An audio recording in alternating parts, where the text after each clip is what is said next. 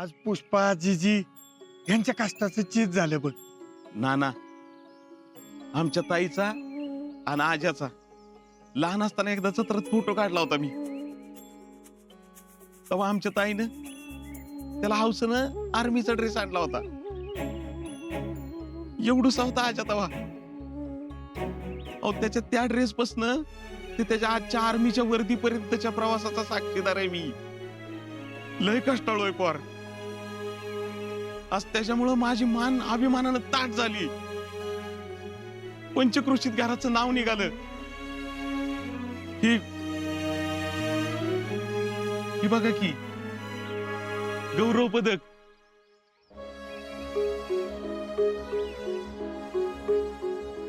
स्वतःचा पोरगा देशासाठी देणाऱ्या आई बापाला आर्मीवाले अभिमानाने देतात. आज ते पुण्य माझ्या वाट्याला आलं फक्त आज्यामुळं.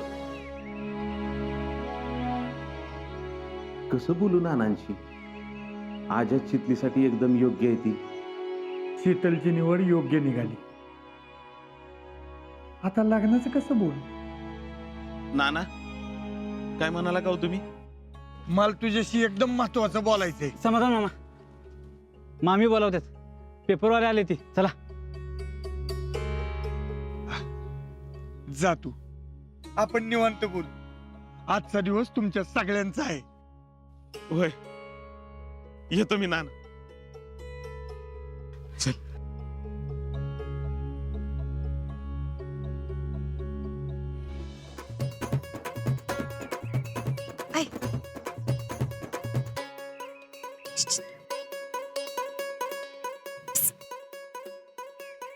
इकडे इकडे ये.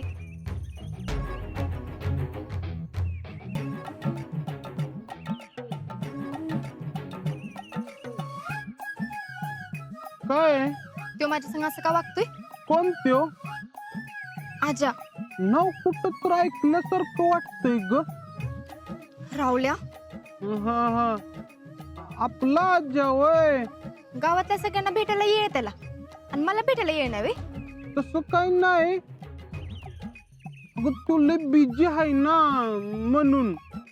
हा बर, म्हणजे आता तुम्ही त्याची बाजू घेणार. चालतं तुमचं, मी माझं काय ते बघते. अगं खरंच तुझ्यासारख्या पोरांनी आर्मीत भरती व्हायला पाहिजे बघ. तुला बघून लय अभिमान वाटतोय बाबा बघ. आजा, अरे आलो थांब. जर आमची पोरं जाऊन भरतीला उतरल्यात त्यांचं बी काम होईल बघ. त्यांना सांगा, त्यांना जर काही मदत लागली ना तर मी आहे म्हणून. हा, होय सांगतो बाबा, त्यांचंही बघ. आजा इकडे ये जरा. आलो. काय रे बोलत होतो ना तिकडे? आजा, तू आता मरणार आहेस. का? सत्य.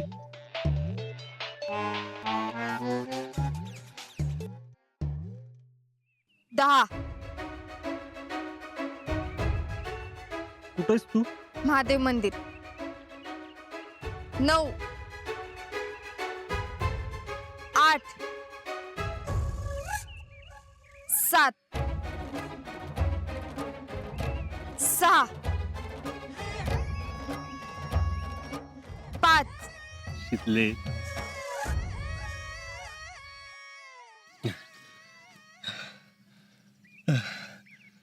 काय झालं?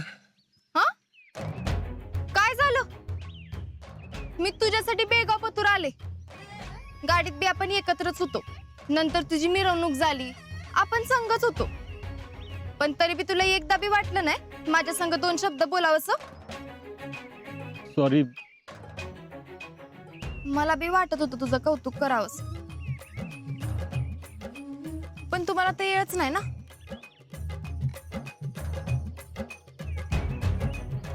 शितले. बोल नगच माझ्याशी. शितले, हे बघ, मी आता जरी बाकीच्यांना वेळ दिला असला ना तरी इथनं पुढे माझा सगळा वेळ तुझ्यासाठी, देशासाठी असणार. 2.5 महिने आपलं बोलणं झालं नाही. तू जरी मला कारण सांगितलं नसलंस ना तर मला कारण कळलं.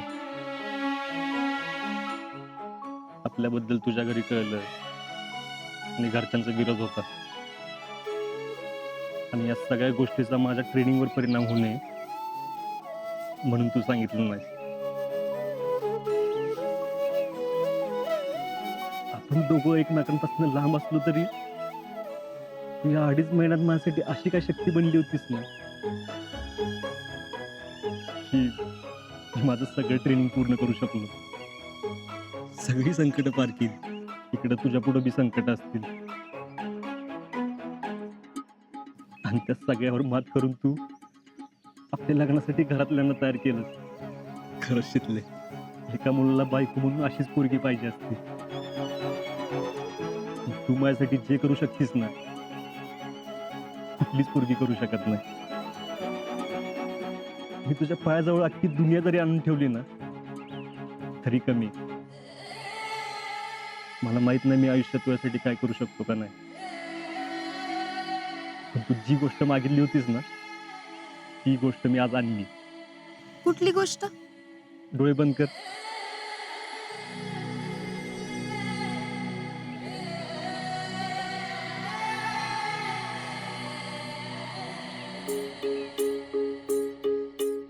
हे बघ,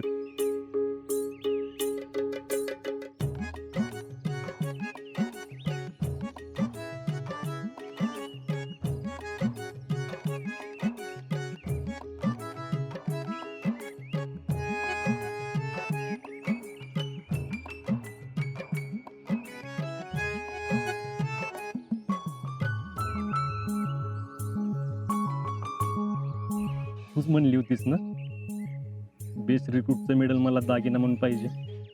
आणलं. तू पहिल्यांदा माझ्याकडे काहीतरी मागितलं होतंस ती मी आणणार नाही असं होऊच शकत नाही.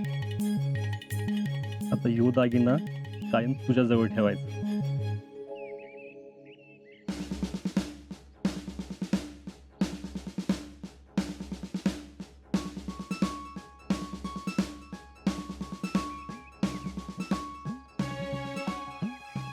ह्या दागिन्याची खरी जागा इथे.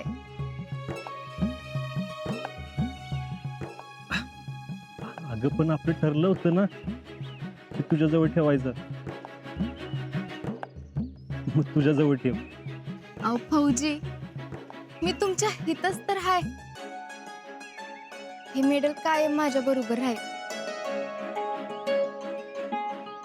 आणि हो, मला नुसतं एकच मेडल नको, अजून असलं दागिनं पाहिजे. फौजी, मला सोन्यानं अन्न मडवलं नाही तरी चालेल, पण तुमची छाती कायम असल्या मेडलनी सजलेली पाहिजे. कारण फौजीचा पराक्रम ह्योच फौजीच्या बायकोचा खरा शृंगार असतो. शिकले, मी लय नशीबवान आहे बघ. मला तुझ्यासारखी पोरगी मिळाली. नाही फौजी, तुमच्यापेक्षा जास्त नशीबवान तर मी आहे. कारण प्रत्येक फौजीला पोरगी मिळतीच, पण प्रत्येक पोरीला फौजी नाही मिळत.